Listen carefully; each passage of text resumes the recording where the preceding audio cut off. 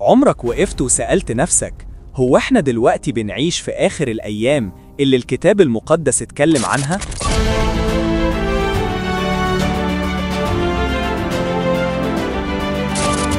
الكتاب وضح علامات واضحة لنهاية الأزمنة، والنهاردة باين إن كتير منها بيتحقق قدام عينينا.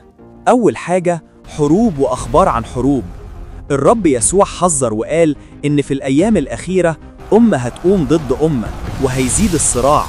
ولو بصينا حوالينا دلوقتي نلاقي العالم مليان توترات وحروب وتعديدات بالحرب أكتر من أي وقت فات.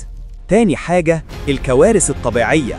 الكتاب المقدس اتكلم عن زلازل ومجاعات وأحداث طبيعية كبيرة، وفي السنين الأخيرة شفنا زلازل كتير، أعاصير، فيضانات وحرائق، وناس كتيرة شايفة إن دي علامات واضحة للزمن ده. ثالث حاجة، الأنبياء الكذبة والخداع.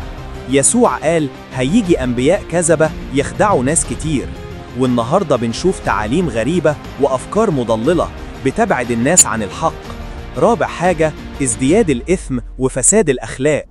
الكتاب سبق وقال إن هيزيد الشر وهتنهار المعايير الأخلاقية، واللي بنشوفه دلوقتي حوالينا جرايم أكتر، معايير بتنهار، وعدم احترام للسلطة والقوانين في أماكن كتير.